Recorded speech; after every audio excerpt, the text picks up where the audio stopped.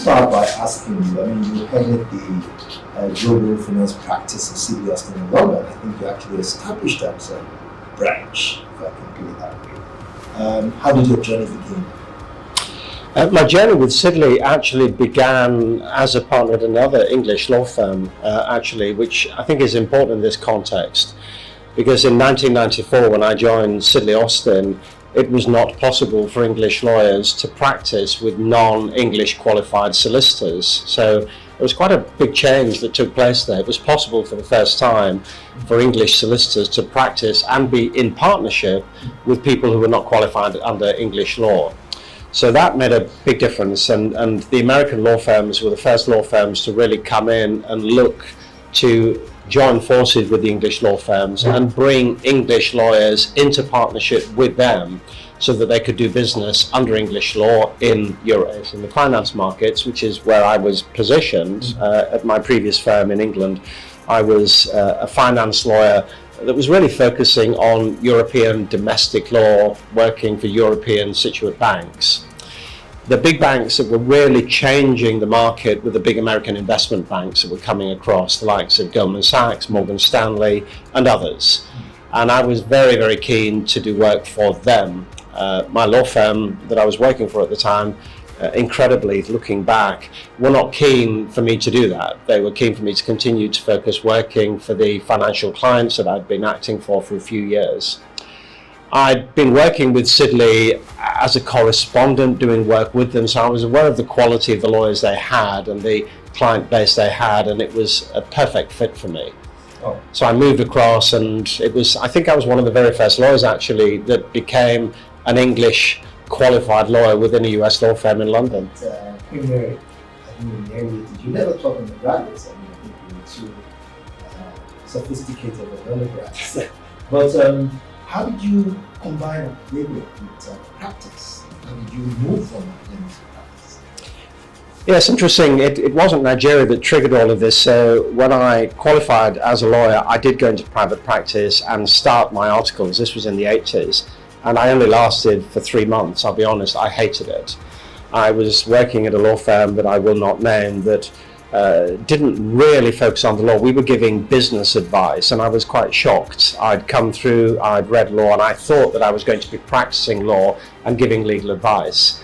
And I disliked it so much, I decided I would not qualify. I would become an academic. I thought perhaps it's only in a university that you can really get your teeth into the law. I was eventually at Queen Mary College, as you know, with Professor Roy Good and others, and they had a Centre for Commercial Law, which focused on areas like banking law. In those days, in the 80s, international finance was really banking law.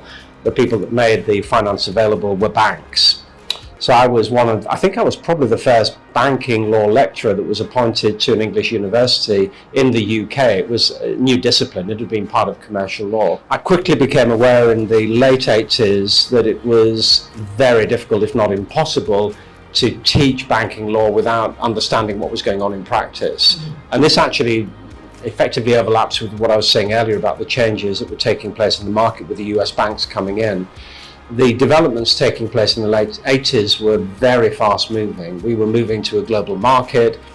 The structure of finance was changing. We were distinguishing between loan finance and capital markets finance. All of that was becoming very blurred. But the actual facilities that were being developed by the practitioners, and academics couldn't really access that.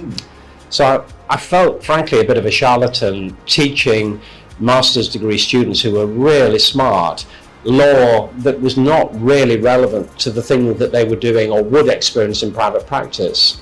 So I became a consultant at the law firm. I eventually became a partner and tried to do both.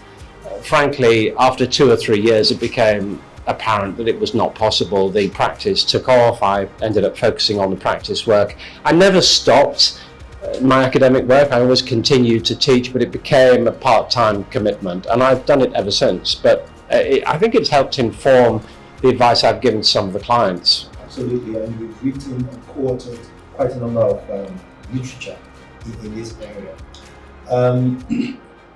I recall at Queen Mary, Center for Commercial Studies was situated at Queen Mary, and you have some of the best lecturers in the world. Did you have any mentor figures in the academia. I know Professor Good, somebody who wrote about, and you disagreed with him in some of your writings. I've seen that.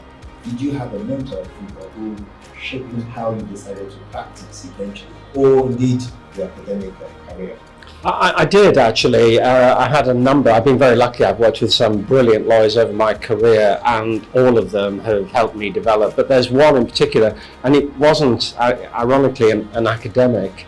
When Professor Good set up the Centre for Commercial Law Studies, the teaching was a mix of full-time academics and full-time practitioners who had an interest in the academic side. And there was a partner at one of the, I still believe, one of the very best American law firms, Simpson Thacher, an individual called Tom Cashel, who was the head of their London office. He was probably one of the best known finance lawyers in London, and he took me under his wing. And I worked with Tom. I wrote with Tom in the late 80s, and he retired from private practice about 4 or 5 years later and went back to teach at Boston University. So he actually also went and he became a professor and wrote books and articles. But I had 4 or 5 years of working with him. He was a brilliant man, and I aspired to practice law in the way that he did. So just before I leave that area of your academic background, combined practice, what does it take to be a thought leader in a specialized field like international relations? I mean, you're obviously a leader. Embarrassing, all accolades you've done, for what you've done, and innovations. What does it take to get to that height? I think it takes a number of things, but I think the two things are a really deep understanding of the underlying legal principles that apply. There's no substitute for that. And the breadth of law that applies to finance is very broad indeed. But I think the core to it is understanding the way the market is operating, and not just operating, how it intends to operate. So talking to clients that are at the cutting edge of the business, working with them, helping them to develop products, helping them to develop market intelligence in terms of how those products will be developing is really important. And I think where I was really very lucky at the start of my career, I started my career ironically as a regulatory lawyer at a time when regulation was very, very thin on the ground, but it was starting to change. I think the biggest change there's been in the law in my lifetime has been regulation. Regulation now affects almost everything in international finance. So you can't really be a cutting edge thought leader, as you call it, in finance without understanding in great detail the regulatory framework and what it is that underpins that framework. So when we came out of the global finance crisis, what were the regulators trying to achieve in regulating financial institutions? How did financial institutions cope with that? Ironically, as we move out of that phase into a world that is challenged now, and regulators are looking for financial institutions to support the economy, again, how can financial institutions report to that? How can they respond to those changes? Being aware of those changes, being on top of them is really critical. Very interesting. So let me take you to young lawyers watching. There's going to be a lot of young lawyers who would have an opportunity to see this chart. What will it take a young lawyer in a medium-sized firm like Penn and to participate in high-level transactions? Talk about what we see on the CNN, BBC. I know you've been in a number of transactions of that nature. What will it take a young lawyer in a country like Nigeria? Yeah, I think it's very easy for lawyers to think that practicing at the top end of the profession is all about this rarefied world where you're doing these really exciting transactions. And though part of it is that, but all of these rarefied transactions, when you strip them down, are based on the sort of fundamental issues that I've been talking about. So fundamental issues of regulation, fundamental issues of law, fundamental issues of tax, fundamental issues of economics. And there is no substitute from stripping these transactions down and understanding the basics really, really well. My sense is that young lawyers often don't think about that, don't think how important, they don't understand how important that really is. So the biggest and best advice I can give to lawyers is be aware of those changes. And when you're looking at transactions, don't just look at the top end and think, okay, someone is raising this amount of money cheaply, what does that mean?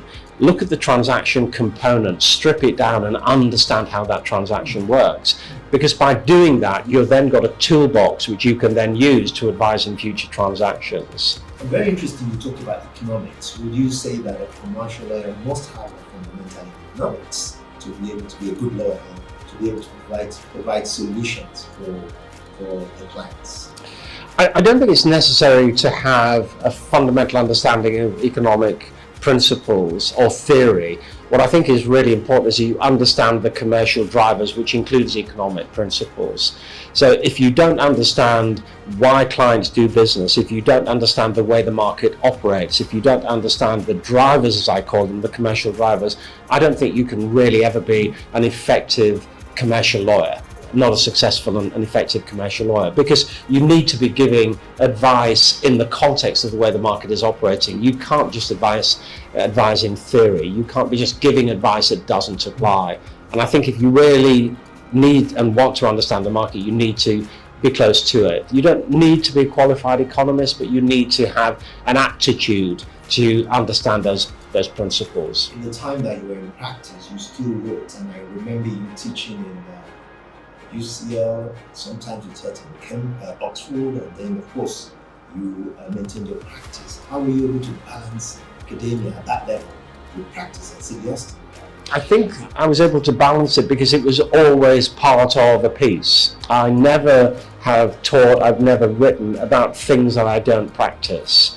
So there's always been a connection between the two. Which has been very lucky.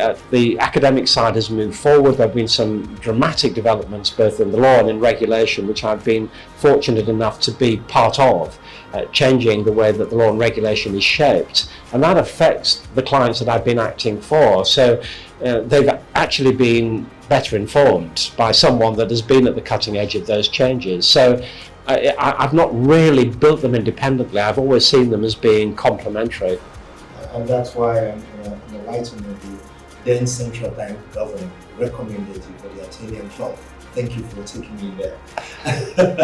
My pleasure. Right, let me take you to some more personal questions. What role does discipline and routine play in all this?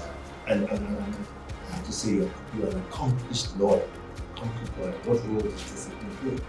Yeah, I think there's no substitute for hard work, unfortunately, and the discipline that I have applied to that has been more by luck than by judgment, I've got to be honest. And I've been incredibly fortunate in my life to stumble across something that I absolutely love doing. So my practice of law has always felt like a hobby. I know that sounds ridiculous, but it really has. I can honestly say that every day over the past, I've practiced law for 35, nearly 40 years now. I can honestly say there's not a day that I went into the office where I was not looking forward to going in and then facing what was going to be before me. There's always going to be something that comes up that I'd have to think hard about, always something that I'd not know the answer to. And that's what really got me up in the morning. And it was the discipline of knowing that I'd be able to do that. I think early in my career, I felt very challenged at times. Often I didn't know the answers, and working with great lawyers that I could bounce issues off was also a real privilege. And that's something that young lawyers need to think about. You don't develop and build a practice on your own. You develop and build a practice together with other people. Be aware of your limitations. Look to other people for guidance. Throughout your entire career, I ceased being a partner at City Austin about 18 months ago. And right until the end, every day I'd be going and talking to colleagues about issues. I mean, they'd be coming and talking to me as well, but you never stop learning, never. This is a very interesting part of this chart. When you talked about the interpersonal relationship, learning in a team, how did COVID affect that interpersonal relationship, and what's your view about virtual participation in practice? Yeah, I'm a bit of a dinosaur, so perhaps my response to that will reflect my age. I thought COVID was devastating for that. And it's interesting, COVID was not only devastating for that in terms of the practice, it was devastating in terms of academia as well, because I was teaching at UCL through COVID also. And I think there's a world of difference between interacting with someone in person. We are social animals at the end of the day. You can look someone in the eye, you can feel them, you can bounce issues back and forth in person, which I don't think you can do on screen. I mean, you can become more efficient. Ironically, many law firms in the world were much more profitable during the COVID years because people were just literally working and crunching work out. I could question sometimes the quality of that work. But I think if COVID had extended beyond the 3 or 4 years that it did, I think we as a profession would have really struggled, because I think lawyers' development was constrained during that period. The ability to actually look to mentors and get the feedback, the real feedback you were looking for, is different online. So I think it was constrained. I think there's no doubt about that. I personally think that there's a distinct difference between people working from home and delivering work online and people doing that in the office. As I say, I do think you can do that efficiently at home, but I think if you're looking to build your career, you're looking to build your attributes professionally, I think you need to be working with people face to face, not online. So before you left Sydney, did you return back to work? Did everyone return back? Yeah, I was one of the unusual ones. I contracted COVID very early before we went into lockdown, and I was relatively immune from catching it a second time, which meant that I was able to go in. I was going into the office 5 days a week. So I did work from home. There were occasions where I did that, but most days I was in, and most of the team that I was working with did actually come in and work with me. Yes, there were people that worked online, but most of the people came in. Sydney is now back to 4 days a week, and I think the intention is to go back to a full 5 day a week. I had the opportunity of visiting your home, and you come from a good Christian background. What personal values guide your decisions, even when they're not easy to attain? I recall coming to your house, I was quite impressed just before we had a meeting to this and said, does your Christian value affect how you take decisions in your house? It does. I think one has to be careful that you don't impose your religious values on others. You need to be respectful of the position that others take. But I think the ethical core that you have in practice is really, really important. I mean, I think that's one of the things that concern me about the way the profession is going in the West. I won't talk about practice areas, but there's no doubt that there are lawyers that are now being driven by business in a way that I have not seen in my professional career. I think that leads to decisions that are being taken that might be business driven rather than ethically driven. I think we need to be very careful. I think once you cross that line, it's very difficult to come back. So I think rather than focusing so much on the Christian belief, the religious belief, it's the ethical belief, and of course one's faith underpins all of that. And I think clients recognize that, I really do. And if you were starting out today, what would you do differently from what you did before? Or are you fully satisfied with your journey? It sounds rather smug, but I'm not sure I would do I've been very lucky because I've been able to do it all. Have enjoyed the academic side. I think if I'd have stayed in academe full time, I'd have been very frustrated. I worked in a law firm that gave me the opportunity to do almost anything I wanted to, but at a time when the world was changing and finance lawyers were really becoming core to the transactions that they were working on. So I think I would probably, if I'm honest, have wanted to spend a little more time seeing my children grow up than I did. I think I was a good dad. I think I could have been better, but I'm not sure I would change very much, if I'm honest. What advice would you give to lawyers like those who want to combine local expertise, local experience with global relevance? Yeah, the world is a global market and it will stay global. Nigeria is increasingly part of a global landscape, and the practice of law is much more interesting when it's a global world. So the advice I would give to lawyers is be aware of what your client's business is, but be aware of what that business looks like globally. And regulation is a good example of this. So the biggest challenge facing Nigerian finance providers today, and it's not just banks, it could be insurance companies, private equity, etc., is regulation. And regulation is changing. So being aware of how the landscape is changing, being aware of globally how that's affecting business in Nigeria, and Nigerian business is being affected by global developments. We're in the midst of that at the moment with the changes that are taking place in trade as a consequence of the decisions that have been taken by the new president in the US. You need to be aware of all of those things. I mean, that goes back to the question you posed earlier. How do you give the best advice? You give the best advice in the context of an understanding of your client's business. And the client's business is global today, so you need to be aware of that. Looking back, what are you most proud of, and what legacy do you hope to? You know, ironically, what I'm most proud of is not private practice, because that's business. I think what I'm most proud of is the mentoring I've done in academia, helping many brilliant lawyers achieve their potential. I'm lucky. I've been on the staff at UCL now for over 30 years. It's one of the best law schools in the world. It's currently rated the best law school in England. So I have this incredible privilege of working with some of the brightest young lawyers that literally are in the market, helping those lawyers achieve their potential and seeing them flourish. I mean, some of the people that I've taught over 6,000 students in my career, and many of them have gone on to do extraordinary things. I think, if I'm honest, that's probably what I'm proudest of. Yeah. You're fortunate, because I'm one of your students. So, and finally, just one question. What sort of lesson would you offer if a young lawyer is watching you? What does he need to do to aspire to be a great Penn, even from academia? Wow, that's a difficult question. I don't know if he'd want to be a great Penn. I think something like a great Penn. I think he or she needs to be willing to commit and work really, really hard.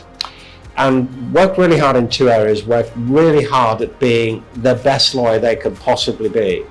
I increasingly come across lawyers who seem to think that they come through university, they've got a great degree, and that's it. They are a lawyer. That's just the start.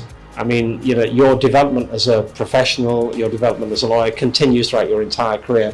And staying on top of being that great lawyer and becoming an even greater lawyer is hard work. You need to really be focused on developments, regulatory developments, as I said, as well as legal developments. But I think that the hardest thing is understanding the market changes, being aware of those changes, staying close to market developments, staying close to market leaders, and bringing the two together. And that's an enormous job to do, to actually stay on top of the law, stay on top of practice, and actually be able to blend the two. Thank you very much. And my final question, forgive me if I'm personal, your children are all graduates of very distinguished universities. How did you achieve that? And then I know you have a beautiful wife as well, Jamie. It is my final question, as a personal question. I think, going back to your question earlier, would I have changed things? I think some of the things I would have changed perhaps would have been in relation to the way that I push my children. I think the problem that one has, and you must be the same, Osaro, when the children have a successful father, they aspire to be successful, and I think you end up probably driving your children a lot harder unintentionally than you realize. I think looking back, I should have been more aware of that. I mean, they have gone on and they seem to be very happy. They are clearly very successful. I do worry sometimes that perhaps they push themselves very, very hard indeed. And it's easy for me to say that because I did that through my entire career, but I do worry about them sometimes, whether they're pushing themselves too hard because they're aspiring or trying to aspire to do the things that I did. But it's great to see them going on, it's great to see them happy, it's great to see them being successful. I just hope they can continue to cope with it. Very inspiring. Thank you very much. Pleasure, thank you.